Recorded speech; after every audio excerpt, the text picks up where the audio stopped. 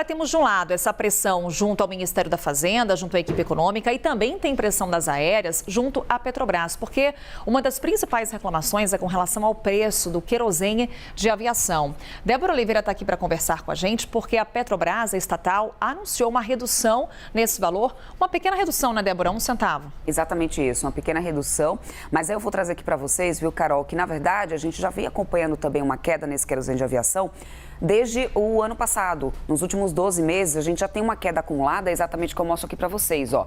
Uma queda em 12 meses está sendo de 30,3% e só nesse mês de janeiro houve uma redução de 10,2%. E tem sentido, a gente tem visto também o petróleo numa faixa muito mais controlada, então a gente está vendo isso daqui. A redução anunciada ontem pela Petrobras, no final da manhã, foi de 0,4%, que daria 1 centavo. Muito disso vem por parte dessa pressão que a Petrobras está sofrendo. Inclusive, ontem foi amplamente divulgado uma reunião que iria acontecer entre representantes do governo, a Petrobras e companhias aéreas para discutir essa questão do preço do querosene de aviação.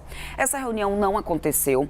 O ministro de Minas e Energia, ele inclusive falou aos jornalistas, quando chegou ontem na posse ali do Lewandowski, dizendo que, olha, a gente precisa discutir amplamente essa questão das companhias aéreas e das passagens, não colocando somente tudo em cima da questão do querosene de aviação, porque não se trata somente disso. A gente precisa entender principalmente também a formação dos preços dessas passagens aéreas. E ainda falou que que na verdade o mercado para querosene ali de aviação, ele é amplo e ele está aberto ali para a concorrência, inclusive. Isso foi um ponto que o Alexandre Silveira trouxe ali naquele papo junto com os jornalistas logo naquele momento. E aí eu lembro, ele falou assim, olha, a gente precisa também entender o peso do querosene de aviação para as companhias aéreas. É de cerca de 40%, que a gente sabe, vários especialistas dos setores já falam sobre isso, é um dos grandes pesos realmente na composição do preço, mas realmente não se trata só disso. O ministro está certo. A gente precisa lembrar também do déficit de aeronaves. A gente tem uma queda na produção, 30% menos aeronaves foram produzidas desde os impactos ali da pandemia da Covid-19.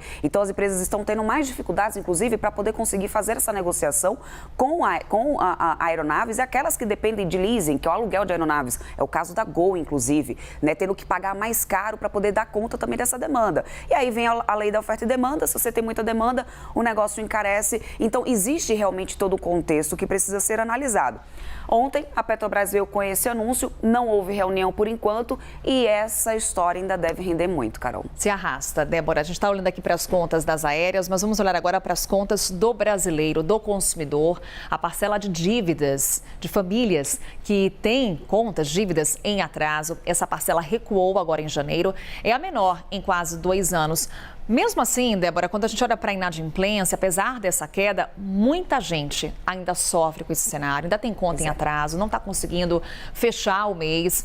E aquelas contas básicas ainda preocupam muita gente? Ainda preocupa. O cartão de crédito, principalmente, continua sendo calo, Carol, não tem jeito. A gente vai mostrar isso aqui para vocês. Então, é assim, a gente tem um endividamento alto da população, o que, por um lado, não é que seja ruim ter um endividamento alto, Carol, porque a gente sabe que isso pode até ajudar mesmo no crescimento econômico do país. Por exemplo, quando você compra um imóvel, você está se endividando. A questão é você manter esse pagamento em dia. A qualidade da dívida. Exatamente também, né? Isso. E você não entrar na inadimplência. Essa é a preocupação.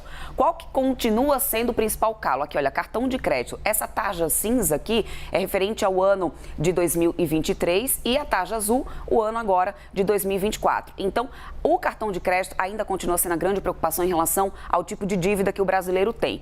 Os carnês reduziram um pouco mais, olha só, a taxa ali de dívida. O crédito pessoal também está aqui, olha, aumentou um pouquinho em relação ao ano passado, foi para 9,7, ano passado estava em 8,1. Financiamento de casa também subiu aqui o endividamento, foi para 8,4. E o financiamento de carro está mais ou menos ali no que a gente viu em janeiro do ano passado. Mas sem sombra de dúvidas, a gente também tem um cartão de crédito ainda sendo um calo. Diminuímos a inadimplência, aí a gente vê aqui na outra tela, para poder vocês terem uma noção que a gente pode ter tido um efeito já disso, sentindo nessa questão da diminuição da inadimplência, do próprio programa do Desenrola, que a gente sabe que o grande fecho dessa história toda é diminuir essa inadimplência, tratar ali de contas mais antigas. Então, se a gente olhar para janeiro de 2024, as dívidas que estão em atraso caíram, olha só, cerca ali de mais de 1 ponto percentual foi o que caiu e muito disso tem um reflexo do Desenrola, tem sim, e tem também um reflexo da taxa básica de juros, a Selic mais barata. Então, você consegue ter um crédito mais barato, você consegue ter acesso mais fácil a esse crédito e você também consegue negociar melhor as sua dívida. A dívida fica ali um pouco mais barata. Então, a gente conseguiu diminuir a inadimplência, mas ainda é um número muito significativo de endividados. Olha só, janeiro do ano passado era 78% e a gente está praticamente aqui na mesma coisa.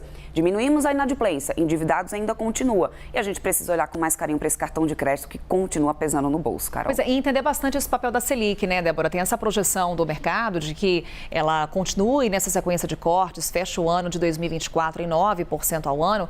O quanto que isso vai estimular essas dívidas de longo prazo, como, por exemplo, o financiamento de imóveis? Exatamente. E que aí é aquilo que eu já estava falando no início do nosso papo. Não é que seja ruim a gente falar, olha, o endividamento, ele está acontecendo. Pelo contrário, é até benéfico para que a gente movimente a economia. O que não pode acontecer é de você não conseguir pagar esse financiamento, né? Como a gente vê, isso é que é o preocupante. Então, sanar as suas dívidas é o que é mais interessante, para você não ter que cair na inadimplência e não ter que precisar do desenrola depois. Mas tá mais aí um efeito do desenrola do programa, que com certeza tem um efeito nessa diminuição da inadimplência, Carol. Débora Oliveira, nossa analista de economia. Obrigada, Débora. Bom dia.